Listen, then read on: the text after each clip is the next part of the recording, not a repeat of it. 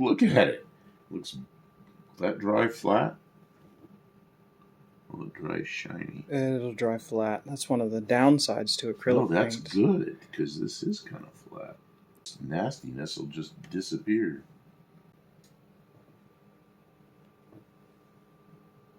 But it's kind of cool. It's the... Yeah, but look at that, $448. Not that bad. What was the paint for? Oh, shoes. The shoes got smashed up a little bit. If you're wearing heels this high and actually like walking around and not just modeling in them, they get beat up. Yeah, so you have to dress them up. So, anyways, that's looking good. Oh, I goobed it. You did goob it. Don't get ahead of yourself. This is art. Well, I just gotta smear that out and I'll put black over it. It'll be okay. Now it's ruined. It's not ruined. I'm gonna have to get some of that super chrome paint. Well, I tried to order it, the model stuff. I almost don't even care. It's like, I just don't want it all cracked and ugly looking. Well, you're looking at that. I don't know. I don't like that. I think it's like too it a futuristic. lot. I like it a lot, but I don't, it's $500. Yeah. And honestly, if you didn't have an instrument cluster, I think that's probably a fair price for a brand new one, but we're good. We're good. Amp meter from an A-body is considered a dangerous way to burn down your wiring in your rig. So we're going to attempt to use a voltmeter in place of it. And I didn't even search for a replacement that's supposed to fit exactly in there.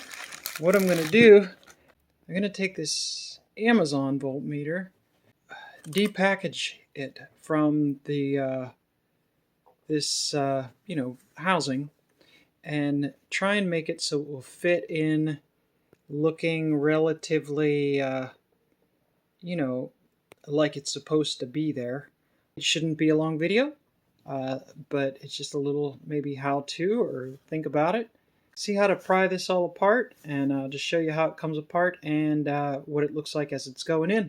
For illumination, it had a little LED bulb, and that was going to give us grief anyways, because I want it to be dimmable like the factory. So that was going to be a problem anyways.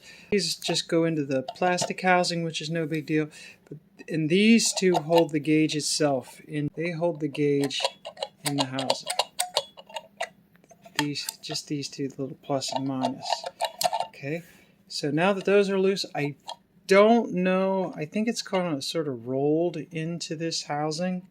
So I don't think we're going to be able to non-destructively get it out of there, which is okay because I knew this is what I wanted to do anyways. I'm just going to use a screwdriver. I'm just going to bend the roll off of this plastic housing. Yep. I think it's like a crimp, it holds it all together. And since I don't care, because I mean there's plastic on the face of the gauge cluster, I don't need 3 layers of plastic to hold this all together. So I think maybe tin snips or just a screwdriver. I can just sort of, like prying open a can of fish.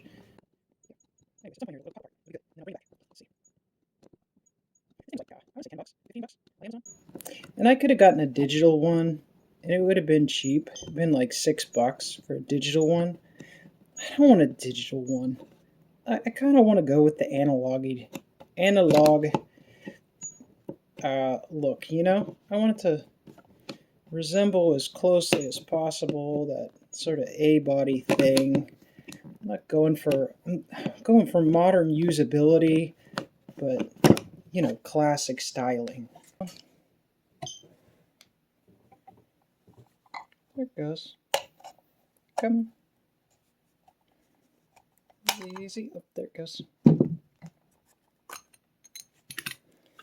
And gentle.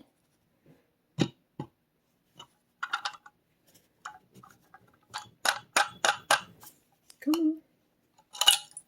There it goes. What it looks like inside. And you know, that's what we have to work with. Pretty cool. A little deeper. Is it a little deeper than the original?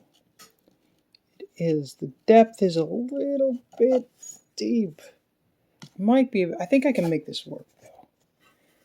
Maybe I'll drill these rivets out, and I can just set this down over. You see where we're going with this. It's not very complex now. Got to strip down to the fundamentals, and now I just have to figure out how to mount it in the space. And I think I have to just drill different holes. I think I can. Drill different holes, and then there's a light that illuminates behind this, and I think it'll work really good just behind this. And I've got a little bit of orange like glowy paint, so I'm going to paint that with orange glowy paint. It'll make it look like factory item. So here's our factory style cluster. What can we make happen here? Something like that. I don't like the needle hits this little thing that says alternator. I might have to trim that. Okay, 2 more steps in. I used tin snips to trim that down as close as I could to the circuit board. I don't want to mess with the circuit board, but I wanted to make it because it needs to be low compared to the original item. You know, it's taller. So I'm trying to, you know, get it as low as I can.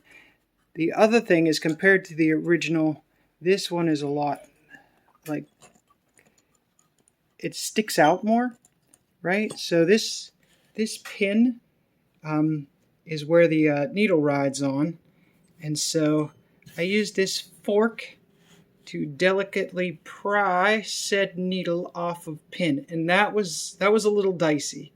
I pulled and I tried to pull again. It's like I was worried I was going to break this fragile little piece of plastic pulling. So I used this fork and I got it to come off of there without cracking it.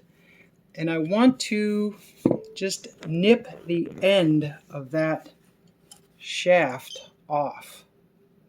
Right? Oh, come on, can you see? Can you see? Okay. I want to nip the end of that shaft off so that the needle is a little closer to being flush with the face of this gauge. Because the problem I'm getting is where it's the gauge is going to hit this this piece here. The way it's like it's a little bit of a standoff. See how there's a standoff there, and this didn't have a problem with the standoff. You know, it was fine. There was no interference, but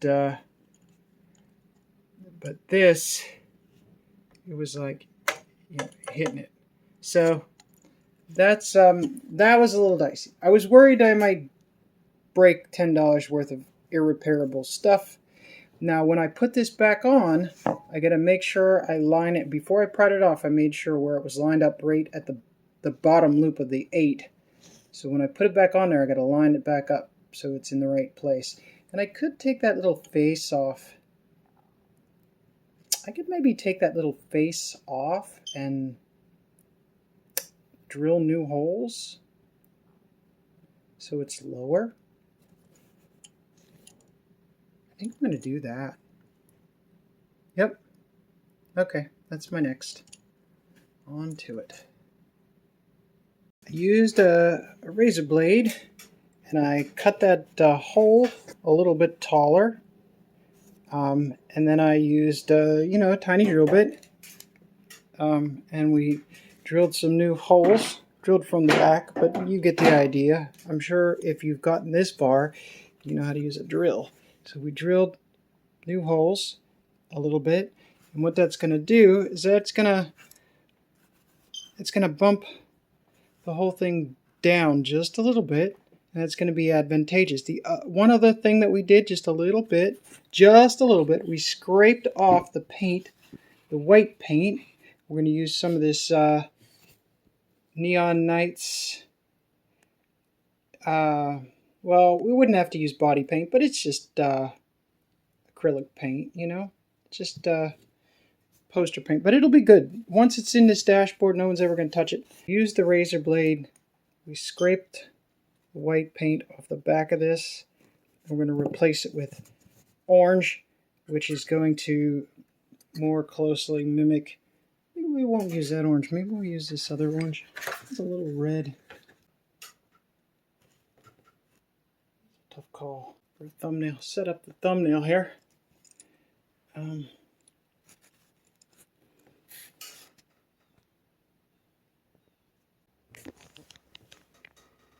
Use the side cutters to shorten this little pivot right there. Gotta kind of be careful because this gauge, this needle was way too far off the face of that gauge, which is fine. It was fine in the factory enclosure, but for it to fit right in my my cluster, it needed to be not so far away. So I don't want it to drag on the face, but I do want it to be like super close down. So, you know, you start playing with things. I was trying to make a little bit of clearance because the way that this rolls back, it was hitting, and I was going to flatten this out, maybe cover up where it says alternator.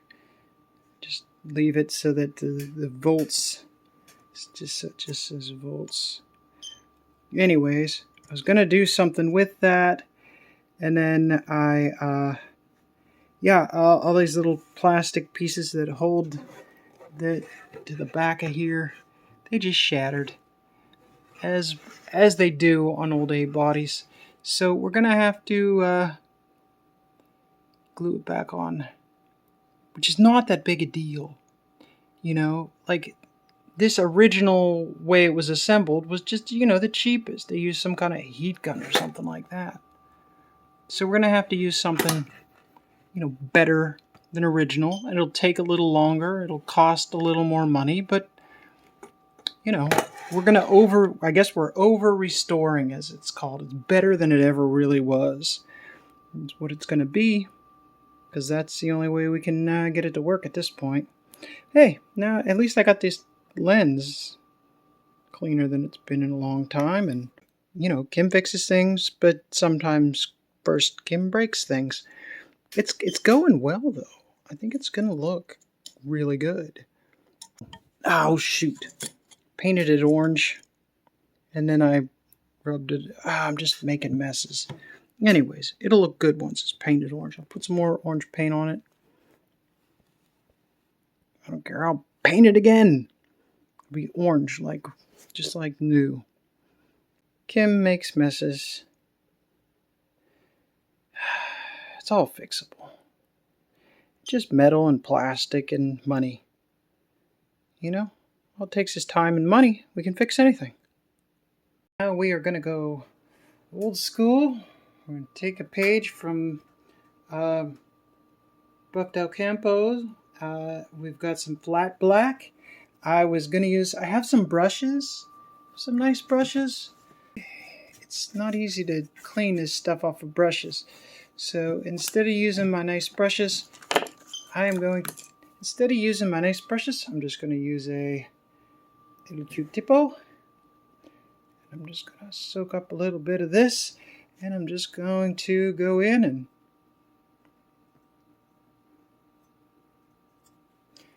and clean up all the mess I made. And cut that out. I'm just going to seal up like it never happened. It's all for looks. There you go, people. Perfect. Ta-da! Alright, now when the little needle's dry and the little face is dry, we will stick it all together. I'm going to need to make like a filler plate for behind it, so that excessive amounts of light don't bleed around it. If I had the whole thing, you'd be able to understand what I'm saying, but I'm definitely going to have to make like a piece of square that just tapes to the back of that. See, this is metal and that's just printed white, and this is plastic and it's transparent, so it's going to be a lot brighter face than the temperature and the fuel gauges are. I think it'll be acceptable. I think it'll be acceptable. They're probably going to take points off at the car show, but I guess we'll just have to live with that. Alright, so I drilled the heads of the rivets out, and I'm just going to use my kitchen knife. I'm just going to pop this off of there. Come on. Oh, this side came off. I kept it. I was going to show you on camera how it's done.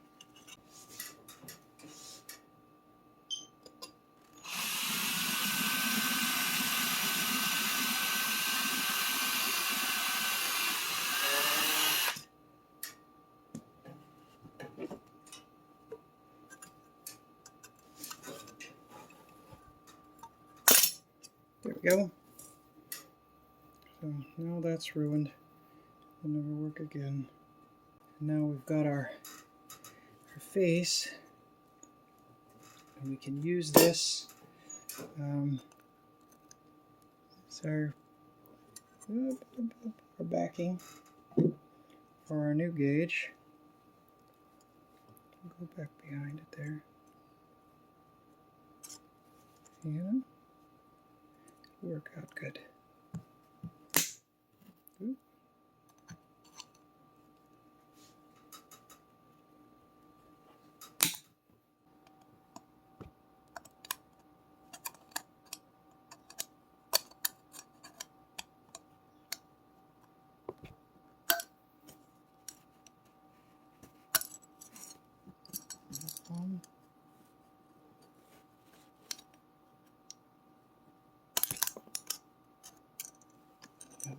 Okay, now we have to drill holes that match the faceplate.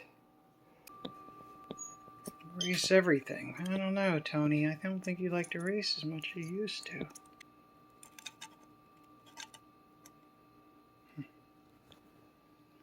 Well, we got to take those screws back out to get this lined up. Not too bad. Not too bad. I don't know. Maybe it's terrible. Leave a message in the comments. Do you think it's terrible? Did I waste my time? Did I break it? Make a mess of things? Well, a little. You know, would you have done it different?